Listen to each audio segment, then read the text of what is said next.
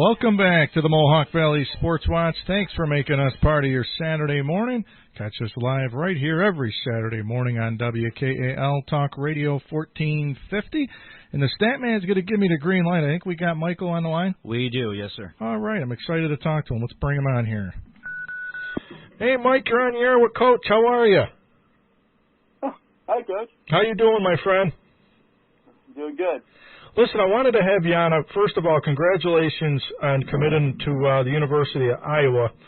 But I want to talk to you first because the recruiting process is so much different now than what it was a long time ago when I was in high school being recruited.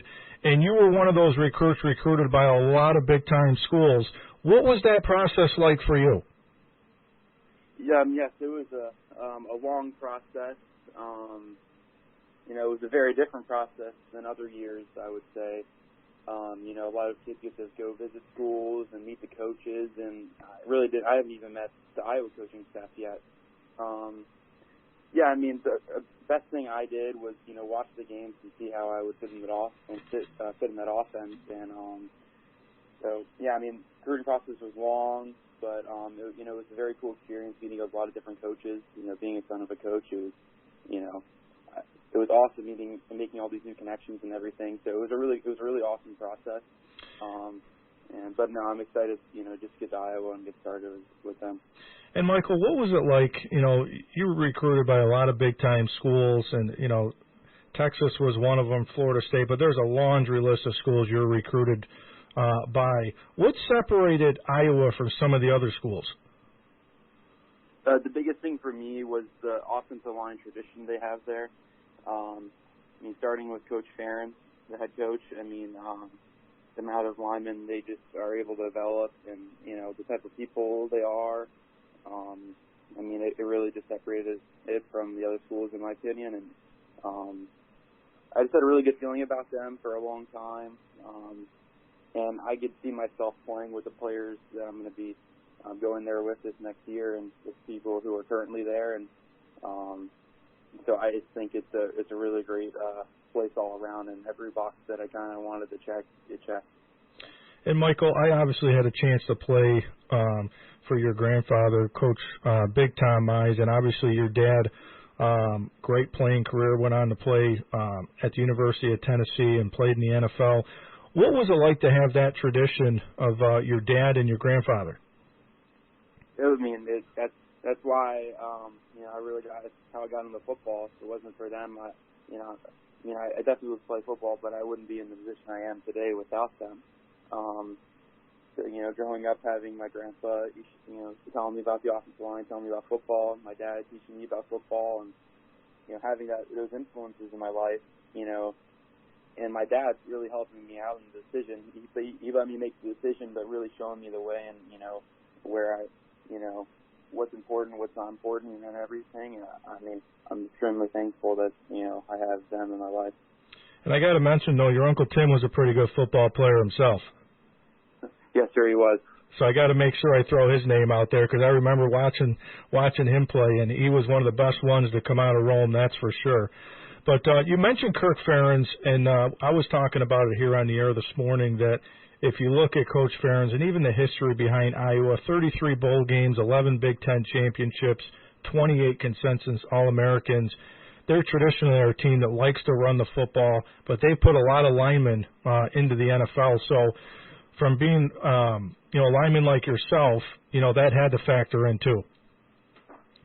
Yes, sir. No, most definitely. That was a big factor in my decision. Just like, the offensive line they produce every year and how they develop them and, coaches, the type of people they are and how they coach you, how I've grown up, and, that's the people I want to be around, the people I want to play for. And Mike, tell our listeners a little bit about, you played at Bishop Kenny High School down in Jacksonville, Florida. Talk about the season you guys had. Yes, sir. So we went 1-8 this season, and then the season before we went 1-9. We've had a couple struggling seasons. Just being able to win, we're in a lot of games. Just seem to struggle, finishing it out. But a lot of great players came from the past few years. I got two of my best friends who are offensive linemen and defensive linemen are playing Division I football now. When Neil Politano's playing in New Hampshire, friend Cameron Maui's playing in Citadel. I got a tight end who's also my best friend playing at Lower Narayan. So a lot of other great players coming from Kenny. But it's definitely going to turn around next year. A lot of great young players coming back. So I'll be excited to see how they do next year. And Michael, what's been some of the best advice that your dad's given you? Because obviously your dad's been through the ups and downs and the college and the NFL. But, throughout this whole process, what's been some of the best advice he's given you? Just, recognize, the real, from the fake. And, just to follow your gut feeling. Trust yourself. Trust, your decisions. Just be true to yourself and make a decision you think is best, for you and your family. So. And that Big Ten schedule is always tough, with Ohio State and Penn State and Michigan. And I was looking at the upcoming schedule, for you guys, September 4th, it'll be home against Indiana and then at Iowa State. Kent State's on there, Colorado State, and then you get into that really brutal Big Ten schedule. Big Ten's some good football, and it's a tough schedule for you. Yes, sir. No, it's definitely a very tough schedule. It's a good thing though. I've grown up wanting to play college football. I'm excited to play, the best competition. So I'm excited. Well, listen, there's a lot of Romans that are happy for you and proud of you. And I know you and I don't know each other, but I've known your family for a long time, and it's great to have you on. And listen, I'm a diehard Michigan football fan, but now I got to turn into rooting for Iowa. So I'll be pulling for you this fall, my friend. Well, I appreciate it. Thank you. And say hi to Mom and Dad for me. I will. I appreciate it. Thank you for having me on. Thanks, buddy. You too. Thanks, Michael. See, I got all these teams I got to root for now. Yeah, I know, right? Yeah. Like everywhere Coach Hand goes, I got to root for them. Yeah, that's really put you into a corner as a Michigan fan. Michigan fan, now I got to root for Iowa. I still always root for Coach Glosson at Wake Forest. Now I got to pull for UCF. When Herb was at Penn State, I had to root for Penn State. So I got to root for all these guys. But it's nice to see. Yeah. He sounds like a very solid young man.